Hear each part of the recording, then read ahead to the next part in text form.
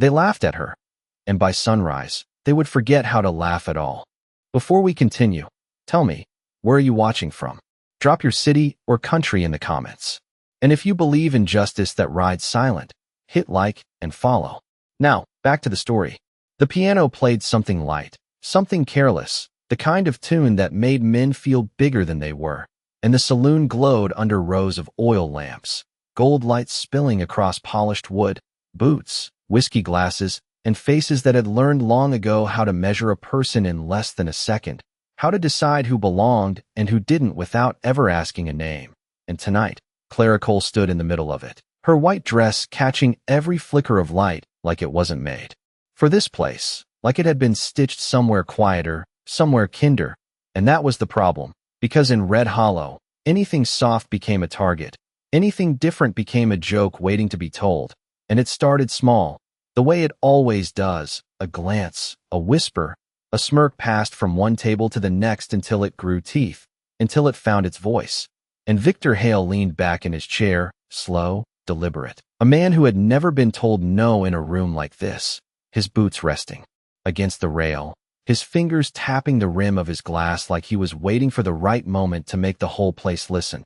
And when Clara stepped forward to pass by his table, he moved just enough, just a careless inch, and the wine tipped, a thin red line at first, then a spill, dark and spreading across white silk. And for a second, nobody breathed, not because they were shocked, but because they were deciding whether they were allowed to laugh. And Victor smiled, just a little, just enough, and that was all it took. The room broke, laughter rolling out, sharp, easy, practiced, like they had been waiting for someone like her to give them a reason, and Clara didn't move.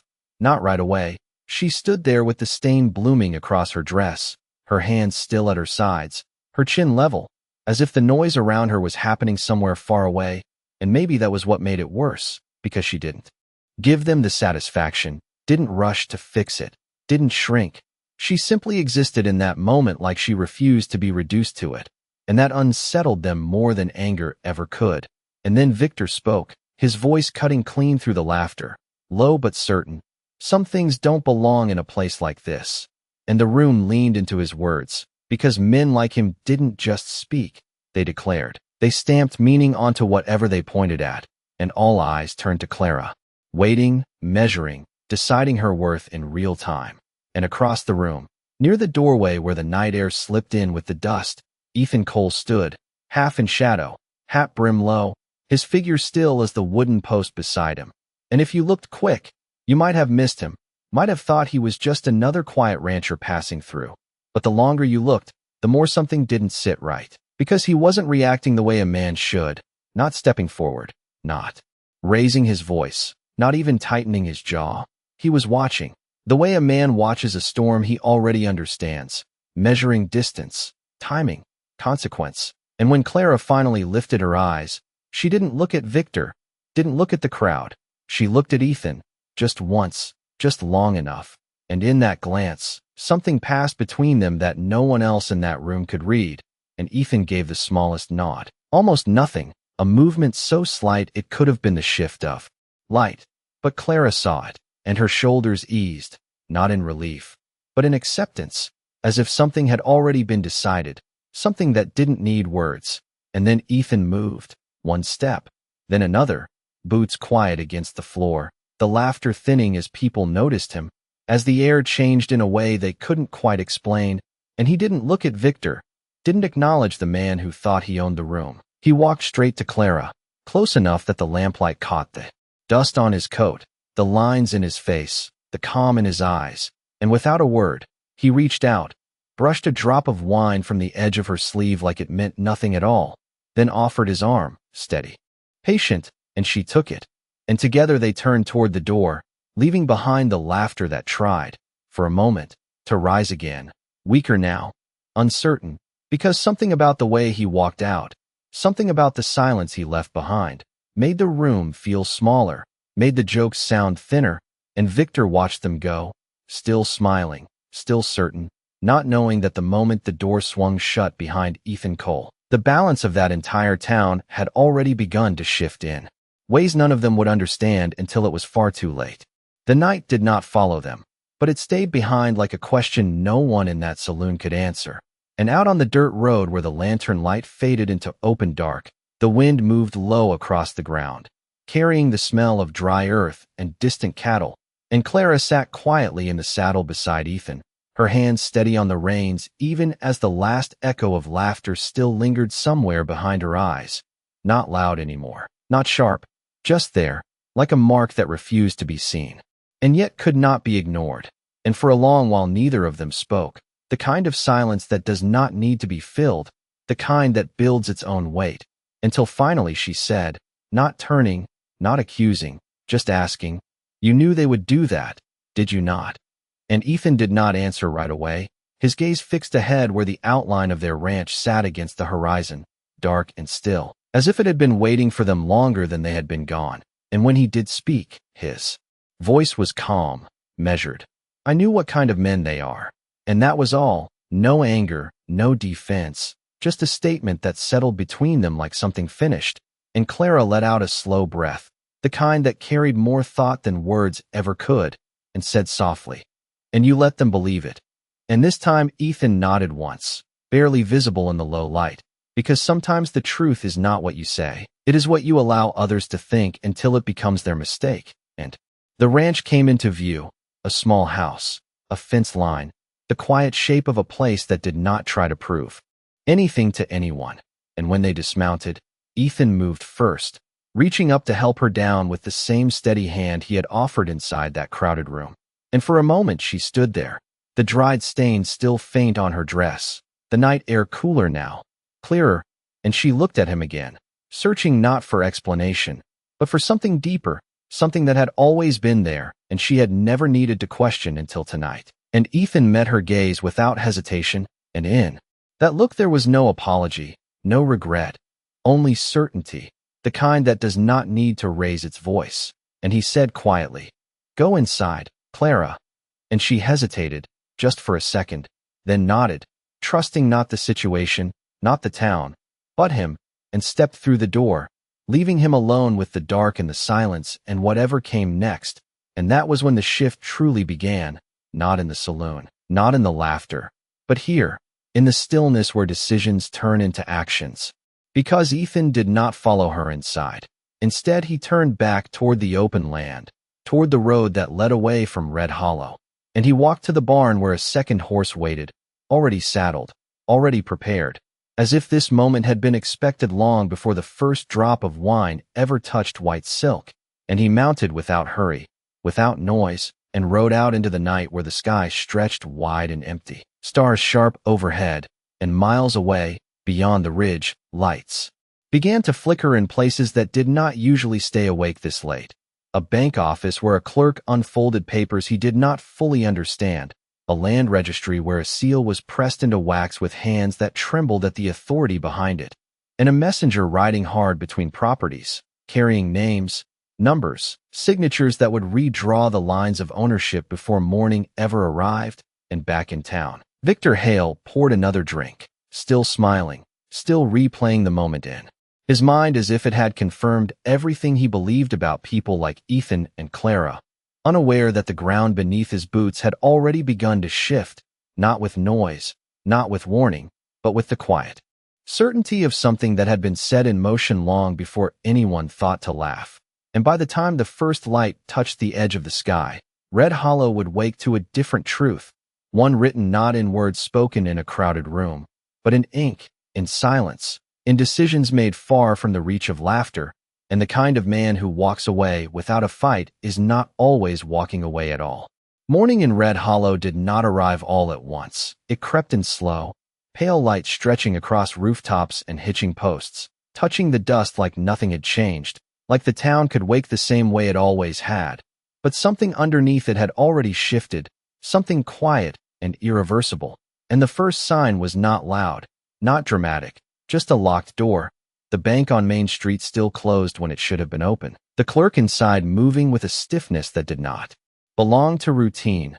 Papers spread across his desk, ink still fresh, a seal pressed deep into wax that carried a name no one in town had spoken out loud before.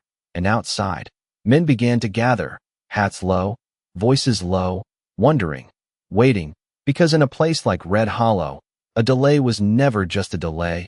It meant something was wrong, and across the street, the land office windows reflected the same unease, a new notice pinned to the board. Edges sharp, words formal, and though most could not read it from where they stood, they could feel it, the way you feel a storm before it breaks. And by the time Victor Hale stepped out of his house, adjusting his coat like every morning belonged to him, the town was already watching him without saying so, because men like Victor did not walk into uncertainty. They walked through it as if it would move aside, and at first, nothing seemed different, the same dirt under his boots, the same nods from the same men. But there was a hesitation now, a pause.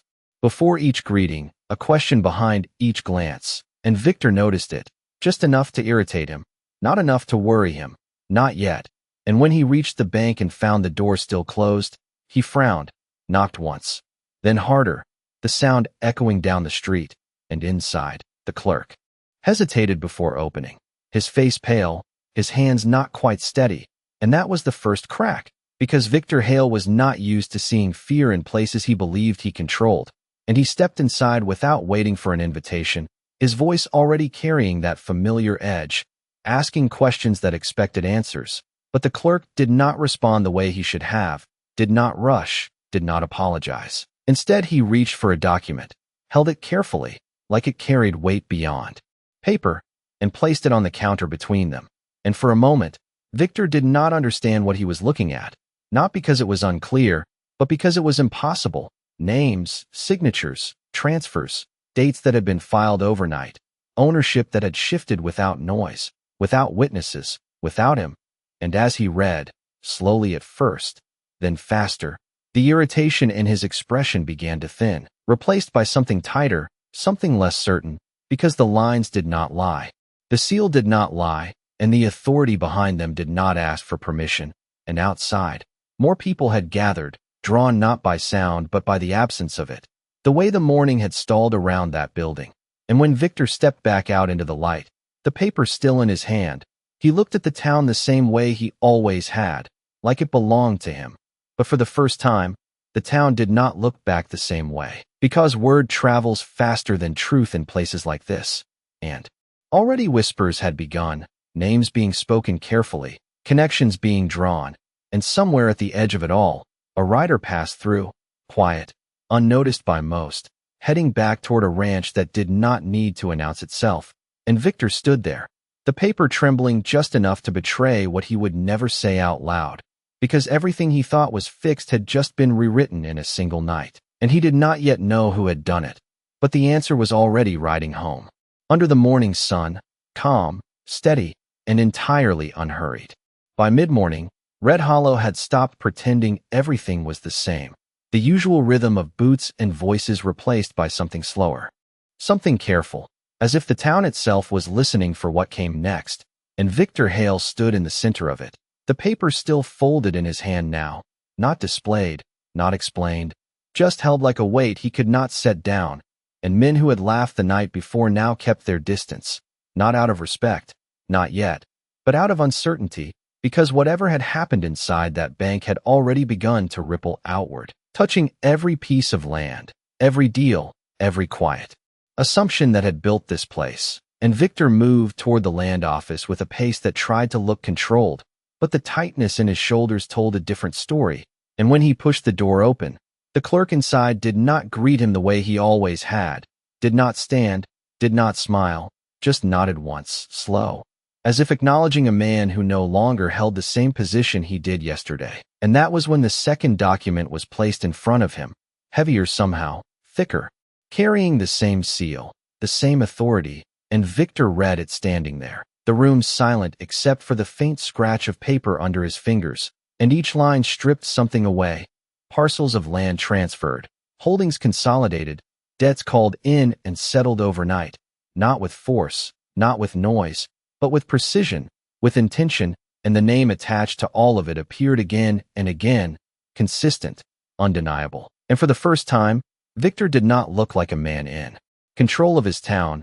He looked like a man trying to understand a story that had already been written without him.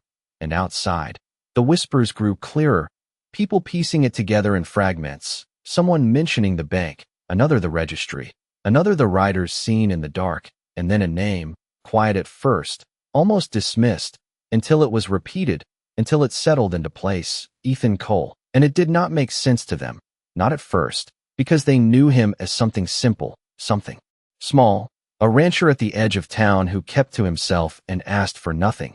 And yet the papers said otherwise, the seals said otherwise, and slowly, the picture began to change, not in a single moment, but in a series of realizations that moved through the crowd like a slow wind, and Victor stepped back out into the street again, the light harsher now, the air drier.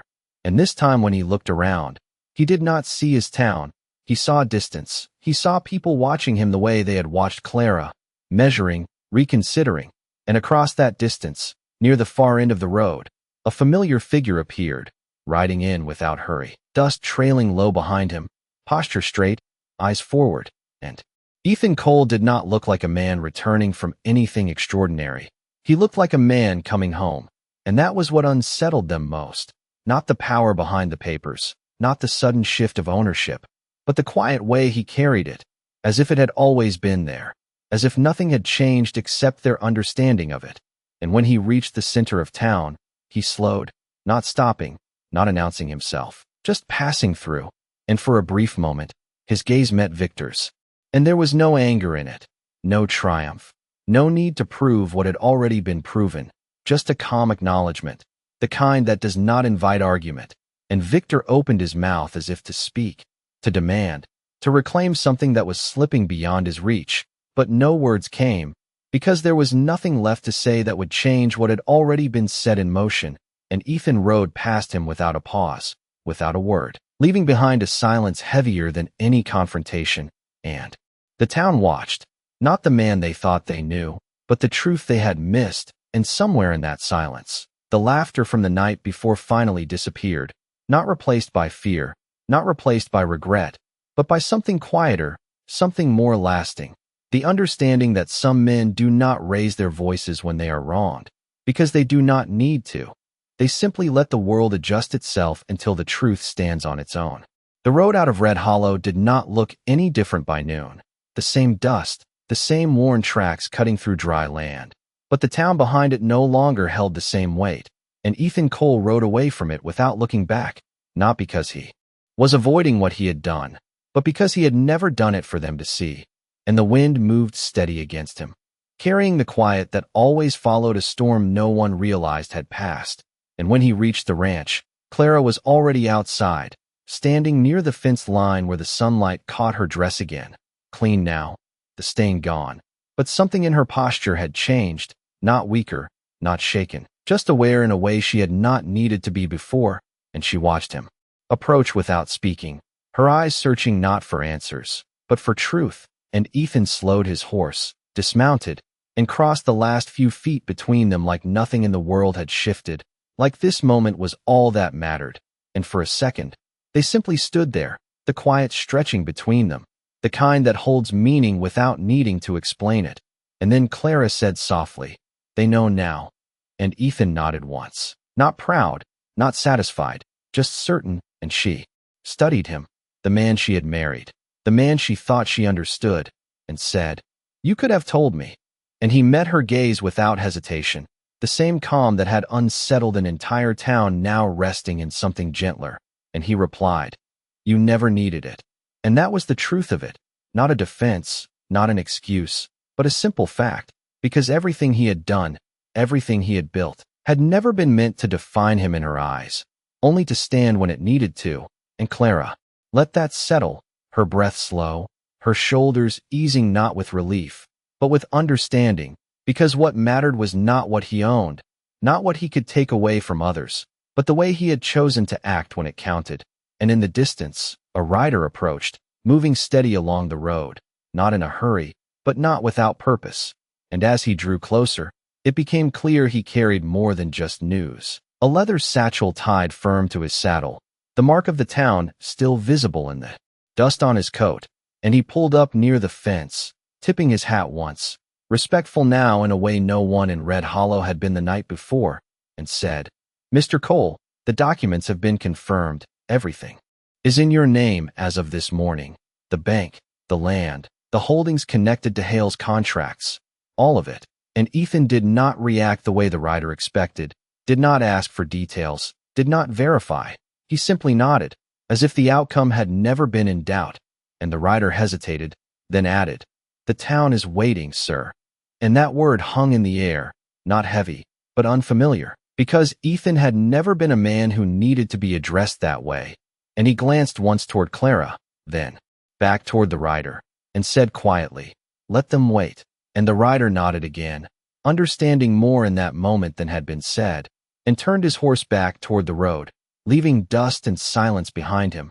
And Clara watched him go, then looked back at Ethan, a question forming not from doubt, but from curiosity, and she asked, "What happens now?" And Ethan rested his hand lightly against the fence, his eyes moving across the land they stood on, the cattle grazing, the horizon stretching wide and open, and he said, "Nothing changes." And she tilted her head slightly, almost smiling, because they both knew that was not entirely true, and he added, after a pause, "For us."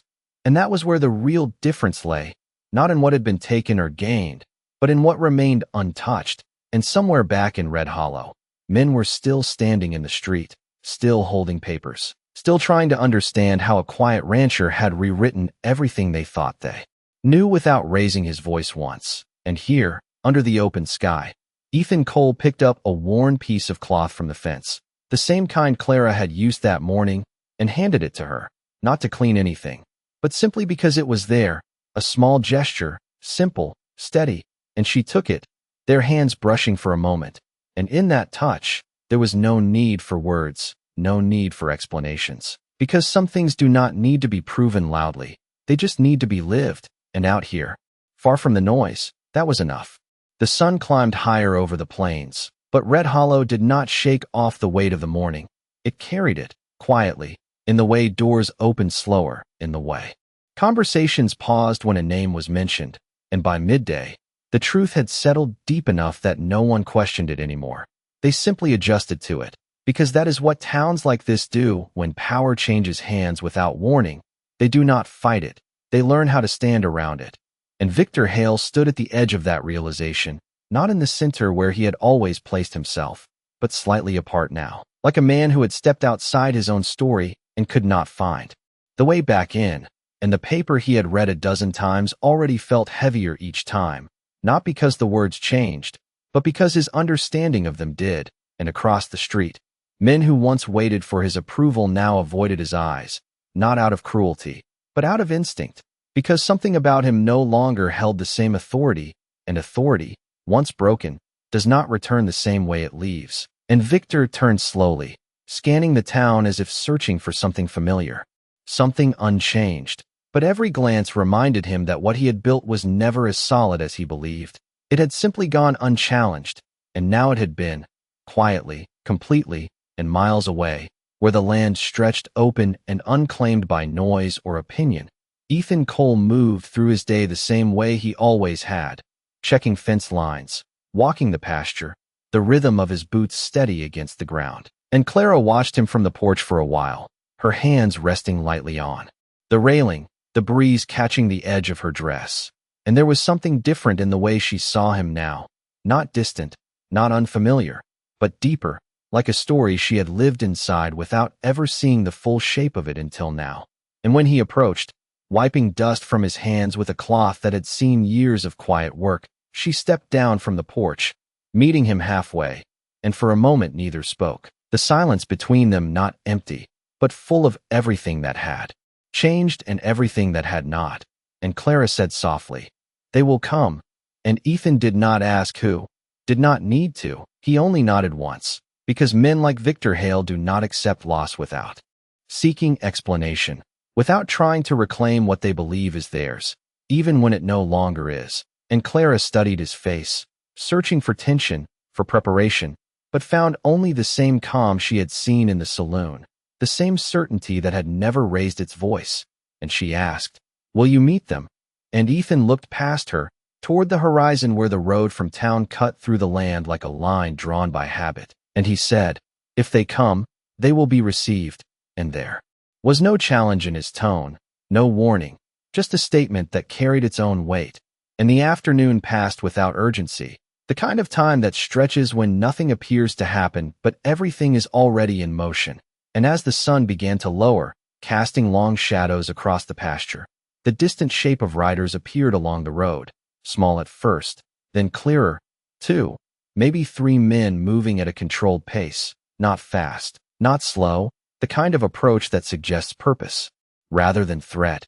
And Clara saw them first, her gaze steady, and Ethan followed her line of sight without turning his head immediately, as if he had expected this moment long before it arrived. And when he finally looked, there was no surprise in his expression, only recognition of what comes after silence. And he stepped forward, not to meet them halfway, not to assert distance, but simply to stand where he was, grounded, present. And as the riders drew closer, the air seemed to hold its breath, not out of fear, but out of anticipation, because this was not the kind of confrontation that raised voices or drew lines in the dirt.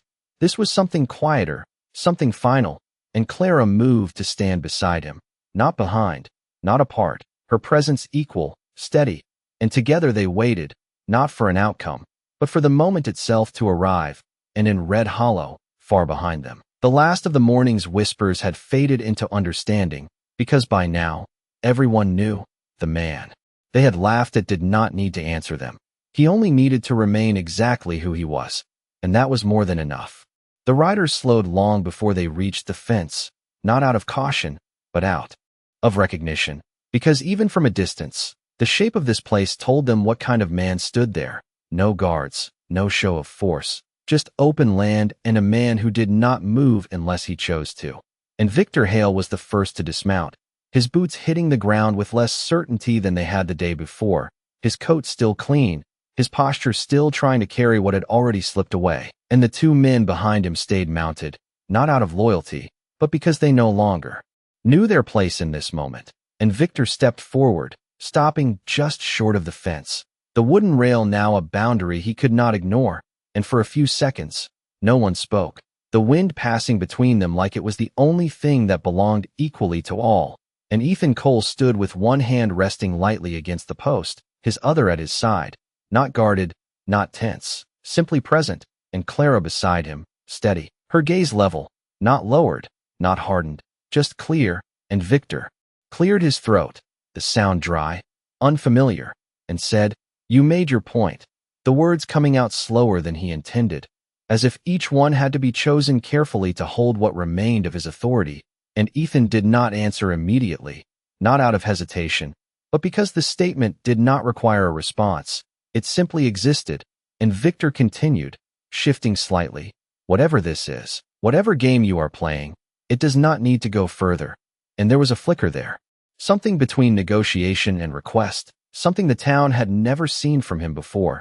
And Clara watched him without expression, not with satisfaction, not with pity, just with the quiet understanding of how quickly perception can turn. And Ethan finally spoke, his voice calm.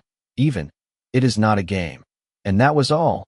No explanation, no elaboration, just a line that closed more doors than it opened. And Victor exhaled slowly, looking past Ethan for a moment, at the land stretching behind him, the cattle grazing, the house standing without ornament or display.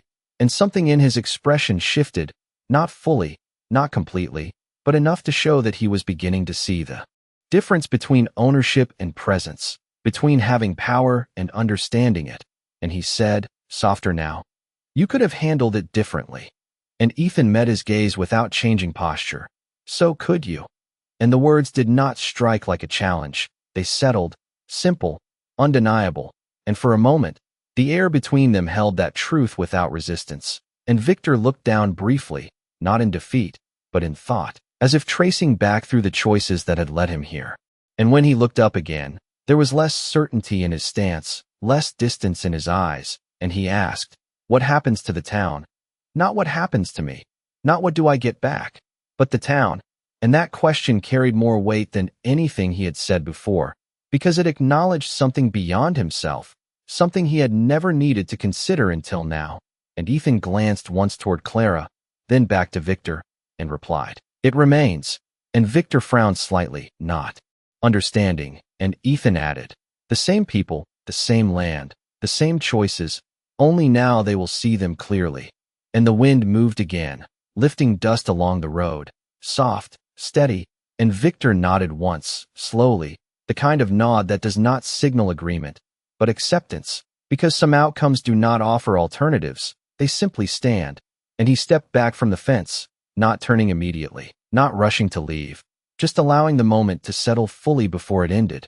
And when he finally did turn, the two men behind him followed without a word, their horses shifting under them as they moved away from the ranch, back toward a town that no longer looked the same from the inside. And Ethan watched them go for a few seconds, then returned his attention to the land in front of him, the fence, the pasture, the quiet that had never needed to change, and Clara remained beside him, her hand resting lightly against the rail, and she said nothing, because there was nothing left that needed to be said. And in the distance, the riders grew smaller against the horizon, carrying with them a lesson that would not be spoken in Red Hollow, but would be remembered in the way people chose their words, in the way they measured others, in the way they understood that some men do not demand respect, they reveal it by what they refuse to do. And out here, under the open sky, that truth felt heavier than anything that had been written on paper. The dust settled slowly after the riders disappeared beyond the ridge, leaving behind a silence that did not feel empty, but earned, the kind that comes when something important has been decided without noise. And Ethan Cole remained by the fence for a while longer, his hand still resting against the worn wood, his gaze following the horizon, not because he expected anything more, but because he understood that endings are rarely as sharp as people imagine. They fade, they settle, they become part of the ground you stand on. And beside him, Clara shifted slightly, the breeze catching a loose strand of her hair, her posture no longer carrying the weight of the night before, but something steadier, something rooted.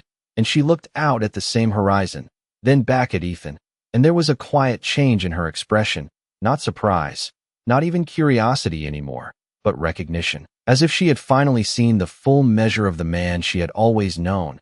And she said, almost to herself, they will speak about this for years. And Ethan gave a faint nod, not dismissing it, not embracing it, simply acknowledging the truth of it, because towns remember moments like this, not always accurately, not always fairly, but they remember. And those memories shape the way people walk, the way they choose their words, the way they decide who deserves their respect. And Clara's gaze softened slightly.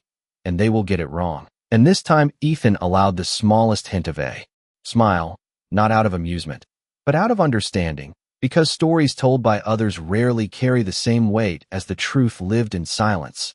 And he replied, that does not change anything. And she nodded, because she knew that now, knew that what mattered had already happened, not in the town, not in the bank or the land office, but here, in the choices made without witness, in the restraint shown when it would have been easier to act otherwise. And the afternoon stretched on, slow and steady, the kind of time that allows everything to settle into place. And far away, Red Hollow began to move again, not the same way it had before, but close enough that an outsider might not notice, except for the small things. The way men paused before speaking too quickly, the way laughter came a little slower, a little more measured. And Victor Hale returned to his home, not as the center of the town, but as part of it, his steps quieter, his presence less certain. And though no one spoke of it directly, everyone understood that something had shifted beyond property lines and legal papers, something that could not be reversed by argument or force. And as the sun lowered toward the edge of the land, casting long shadows that stretched across the pasture, Ethan finally stepped away from the fence, turning toward the house with the same calm pace he had always carried. And Clara walked beside him, their steps in quiet rhythm. And when they reached the porch, she paused, her hand resting lightly against the railing, and said, you never raised your voice. And he looked at her, not surprised by the observation, but by the weight she gave it, and he answered simply, it was not needed. And she held his gaze for a moment longer, then nodded, understanding not just the words, but everything behind them, because out here, in a place where people often believed strength had to be proven loudly, he had shown something else. Entirely, something quieter, something stronger. And as they stepped inside, the light fading behind them. The ranch returned to what it had always been, a place of work, of stillness, of truth that did not depend on anyone else's opinion. And the wind moved gently across the land, carrying nothing but the sound of distance. And if you listened closely, there was nothing left of the laughter from the night before, no echo, no trace. Just the quiet understanding that in places like this, justice does not arrive with noise or spectacle. It arrives in silence, and when it does, it stays. The next morning arrived without ceremony, the kind of quiet dawn that does not announce itself, just a slow light, stretching across the plains, touching the fence posts, the roof of the barn, the dust along the path that had not changed in years, and Ethan Cole was already awake, moving through the ranch with the same steady rhythm that had defined his days long before Red Hollow ever learned his name. Checking water barrels, adjusting a loose hinge on the gate, small things, necessary things, the kind that build a life without needing anyone to notice. And Clara watched him again from the porch, a cup of coffee warming her hands, the steam rising into the cool air, and there was a stillness in her now that had not been there before, not fragile, not uncertain, but grounded, as if something inside her had settled into place, and she stepped down after a moment, walking toward him across the dry grass, her boots quiet, her presence familiar, and when she reached him, she did not speak right away, just stood beside him as he worked. The sound of metal against wood, the soft shift of cattle in the distance, and finally she said, "It feels different. Not the land, not the sky, but something deeper, something harder to name." And Ethan glanced at her briefly, then back to what he was doing, and answered, "It is the same." And she almost smiled at that, because she understood what he meant. The land had not changed, the work had not changed, but the way the world looked at them had. And that was enough to make everything feel unfamiliar, and she took a slow breath, letting it out as she watched the horizon. They will come again. And this time there was no question in her voice, just observation, because people do not leave things like this alone. They circle back, they test what they do not understand, and Ethan finished tightening the hinge, wiping his hands with the cloth he always carried, and said, "Maybe," and there was no concern in it, no anticipation, just acknowledgement of possibility. And that was what made it different, because he did not prepare for them, did not plan around them. He simply continued, and somewhere beyond the ridge, Red Hollow was waking in its new shape, the bank opening its doors with a clerk who now spoke more carefully, the land office, processing requests under a name that carried weight without needing to be spoken loudly. And Victor Hale sat alone at his table, the morning light cutting across the surface, the same room, the same chair, but nothing about it feeling the same. And in front of him lay the same papers, now neatly folded, as if order could restore what had been lost, and he stared at them not with anger, but with something closer to understanding. Because what had happened could not be undone, and more importantly, it had not been done to destroy him. It had been done to reveal something he had chosen not to see, and he leaned back slowly, the chair creaking under his weight, and for the first time in a long while, he looked not at what he owned, but at what he had become in the process of owning it. And the thought stayed with him longer than any frustration ever could. And back at the ranch, Clara reached out and adjusted Ethan's collar slightly. A small gesture, instinctive, and he paused, just long enough to let her, then nodded once in quiet thanks. And they stood there for a moment longer, the wind moving through the grass, the sound low and constant. And Clara said softly, "You never tried to take anything from him."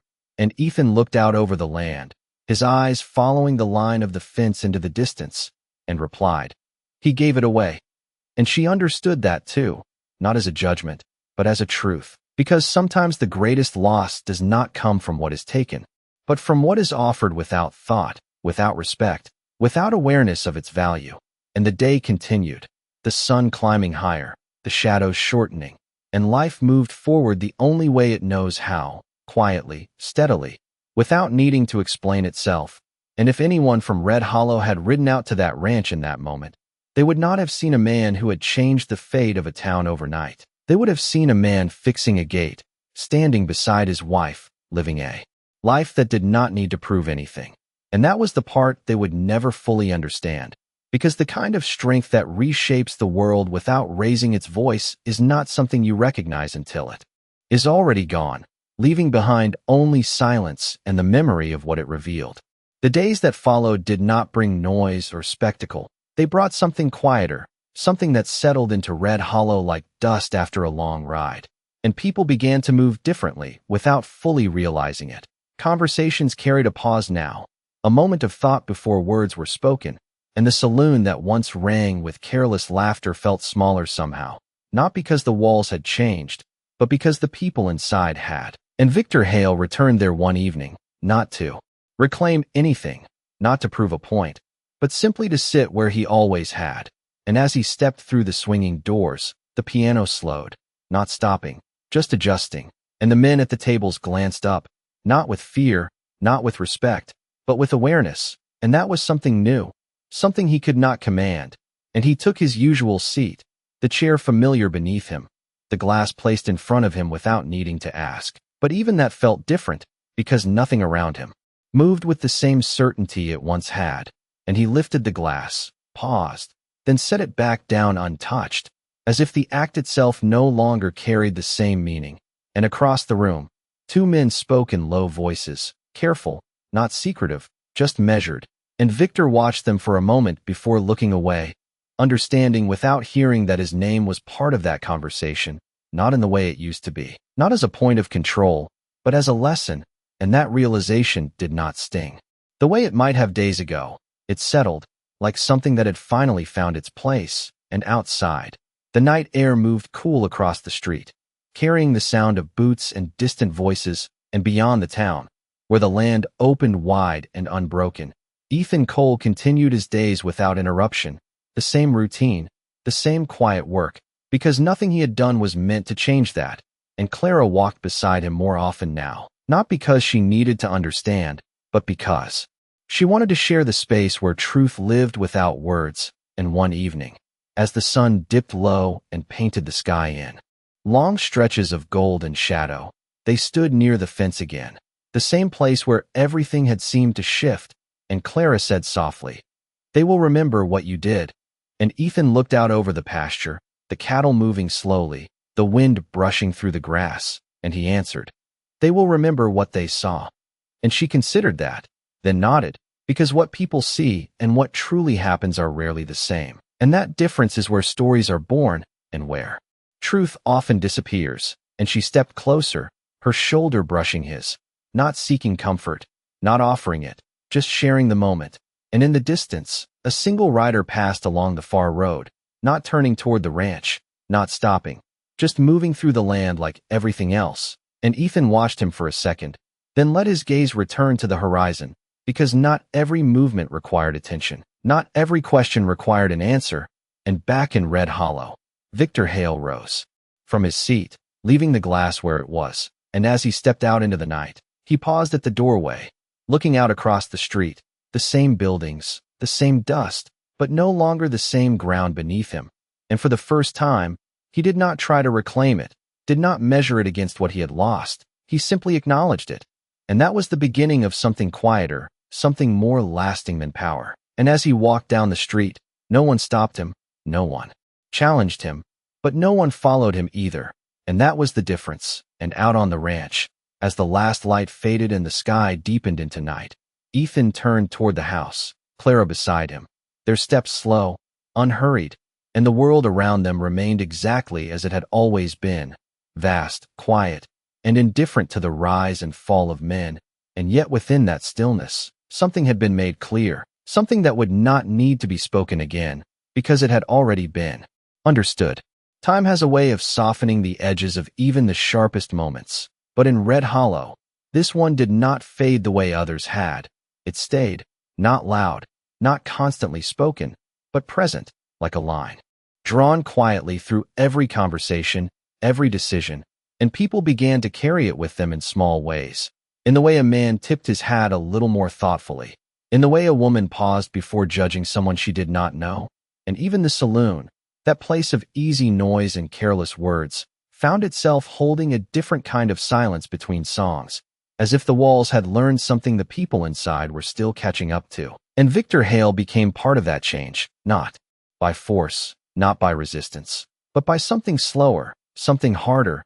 He began to listen, not because he wanted to, but because there was nothing left to command, and in that space where authority once lived, something else began to take shape, something quieter, something closer to understanding. And one morning, as he stood outside the land office, watching men come and go without looking to him for direction, he realized that what had been taken from him was not just property, it was certainty, the belief that he understood the world around him completely, and that realization did not break him. It steadied him in a way he had never expected, because for the first time, he could see the limits of what he had built. And back on the ranch, the days continued with the same steady rhythm, the same work that did not change with reputation or ownership, and Ethan Cole moved through it all without pause, repairing a section of fence that had leaned too long, checking the water trough as the sun climbed high, his hands working with the same care they always had, because nothing he had done in Red Hollow had altered the life he had chosen here. And Clara moved beside him with a quiet confidence that had grown stronger with each passing day, not because of what had happened, but because of what she had seen. And one afternoon, as they stood under the shade of the barn, watching a group of cattle move slowly across the pasture, she said, "They are changing," not asking, not doubting, just observing. And Ethan followed her gaze, then nodded once, because change in places like that does not arrive with announcements. It settles, it reshapes from the inside. And Clara looked at him, her expression thoughtful. "You did not just change the town," she said softly. "You changed how they see each other." And Ethan considered that for a moment, then shook his head slightly, not dismissing her, but refining the truth. They changed that themselves. And she understood, because what he had done was not force anything. It had simply revealed something already there, something people had chosen not to see until they could not ignore it anymore. And the wind moved through the open door of the barn, carrying the scent of hay and sun-warmed wood. And in that quiet, Clara stepped closer, her hand brushing lightly against his arm, and said, "And what about you?" And Ethan met her gaze, steady as always, and replied, "Nothing changed." And there was no pride in it, no false humility, just the simple truth of a man who had never needed the world to recognize him in order to know who he was. And as the day stretched toward evening, the lights softening across the land, the ranch remained what it had always been, a place untouched by the noise of towns and the shifting weight of reputation. And far away, Red Hollow continued to adjust, not perfectly, not completely, but enough that the memory of that night and the morning that followed began to settle into something deeper than a story, something closer to a lesson. And though no one spoke it plainly, it lived in the way they carried themselves, in the quiet respect given where it had not been before. And out here, under the wide sky, Ethan Cole walked back toward the house with Clara beside him, their steps even, their path clear, and the world around them did not need to change any further, because everything that mattered already had. The sky turned a softer shade of gold as another evening settled over the land, the kind of light that made everything look the same at a distance, as if time itself had decided to smooth out the edges of what had passed. And yet beneath that calm, something had taken root, something that would not fade with the sun. And in Red Hollow, that truth moved quietly through the town like a habit people were still learning to carry. No longer spoken as rumor, no longer questioned, just understood in the way a man pauses before speaking, in the way a woman meets another's eyes without judgment. And even the saloon, once loud with careless certainty, now held moments where silence lingered just a second longer than before, not uncomfortable, just aware. And Victor Hale found himself returning there less often, not out of avoidance, but because the place no longer offered what it once had. And one evening he stood outside instead, watching the street as people moved through it with purpose, not looking to him, not waiting for him. And he realized something that did not come all at once, but settled slowly, that the town had not been taken from him. It had simply grown beyond the way he had chosen to see it. And that realization did not leave him empty. It left him quieter, and that quiet began to shape him in ways he had never allowed before. And miles away, where the land stretched open and unbroken, Ethan Cole moved through the same evening with the same steady pace, the sound of his boots against the porch boards, the creak of the door as he stepped inside. And Clara stood near the window, watching the last light fade across the pasture, her reflection faint in the glass. And when he entered, she turned, her expression calm, her presence certain, and for a moment, they simply shared the space without speaking, because some moments do not need to be filled, they only need to be held. And Clara said softly, "It is settling now," not asking, not wondering, just stating what she could feel. And Ethan nodded once, setting his hat down by the door, his movements unhurried. And he replied, "It always does, because things like this do not remain sharp forever. They find their place. They become part of the ground people walk on." And Clara stepped closer, her hand resting lightly on the back of a chair. And she looked at him with a quiet clarity that had grown stronger each day. "You never wanted them to see you," she said, not as a question, but as an understanding. And Ethan met her gaze, steady as ever, and answered, "It was never about being seen." And that was the difference, the line that separated what he had done from what others believed he had done, because this had never been about proving anything, never about reclaiming pride or demanding respect. It had been about something simpler, something deeper, and Clara nodded slowly, because she understood now that what he had protected was not his name, not his standing, but something far more fragile, something that could not be repaired once broken. And outside, the wind moved gently across the land, carrying nothing but the quiet sound of distance. And in Red Hollow, people began to speak of that night and the morning that followed less often, not because they had forgotten, but because they no longer needed to. The lesson had already settled into the way they lived. And Victor Hale, standing alone beneath the fading light, finally turned away from the street and walked toward his home, not as a man who had lost everything, but as a man who had begun to understand what had never truly been his. And back at the ranch, Ethan and Clara stepped out onto the porch together, the night air cool and steady, and they stood side by side without words, looking out over the land that had never changed. And in that silence, there was no need to revisit what had happened, no need to explain it, because everything that mattered had already been revealed, not through noise, not through force, but through the quiet strength of a man who knew when to act and when to remain still, and a woman who understood the difference. And as the last light disappeared beyond the horizon, the world settled fully into night, carrying with it a truth that did not need to be spoken again, only remembered. There are stories that end with noise, with voices raised and hands forced into motion. And then there are stories like this one, the kind that settle into silence so complete it feels like the land itself has chosen to remember. And in the days that followed, Red Hollow did not speak of Ethan Cole the way men usually speak of power. There were no boasts, no exaggerated tales, only quiet acknowledgments, the kind passed between glances, between pauses in conversation, because what had happened could not be easily shaped into something louder than it was, and that made it heavier, made it last. And Victor Hale became part of that silence in a way he never had before, not as a man to be followed, not as a man to be feared, but as a man who had seen something clearly for the first time and chosen not to turn away from it. And that choice did not restore what he had lost. It reshaped what remained. And one evening, as the sun fell low again over the same stretch of land, he stood at the edge of town, looking out toward the distant line where the ranch sat, beyond sight. And for a moment, he considered riding out there again, not to argue, not to demand, but to understand more than what had been said in a few quiet sentences. And yet he did not move, because some understandings are not meant to be pursued. They are meant to be carried. And he turned back instead, walking through the town with a pace that no longer tried to own the ground beneath it. And in that simple act, something final settled into place, and far from the town, where the sky stretched wide and unbroken, Ethan Cole and Clara stood once more at the fence as the last light of day slipped away. The same place, the same view, and yet not the same moment, because time had given it distance, had allowed everything that had happened to find its proper weight. And Clara rested her hand lightly against the wood, her eyes moving across the horizon before settling on Ethan, and she said softly, "Do you ever think about what would have happened if you had answered them that night?" And Ethan did not respond right away, not because he needed to consider it, but because the question itself carried something worth letting settle.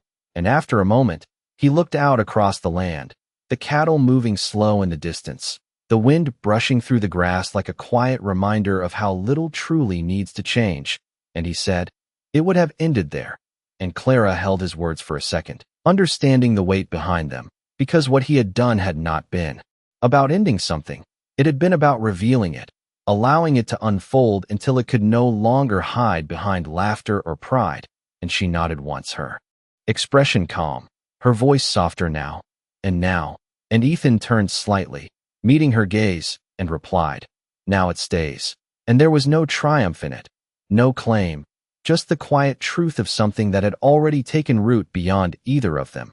And the light faded completely then, leaving only the deepening blue of night and the steady presence of the land around them, unchanged and yet carrying everything that had passed across it. And they stood there a moment longer, not speaking, not needing to, because some endings are not marked by words, they are marked by the absence of them. And as they turned back toward the house, their steps even, unhurried, the world behind them did not call them back, did not demand recognition. It simply remained, holding the memory of what had been revealed in its own quiet way. And if anyone had stood at that fence in the days to come, they would not have seen anything extraordinary. Just a ranch, a man, a woman, and the wide open land. And yet, beneath that stillness, something would always linger, not visible, not spoken, but understood, that out here, justice does not need a voice. It only needs a man willing to stand still long enough for the truth to speak for itself.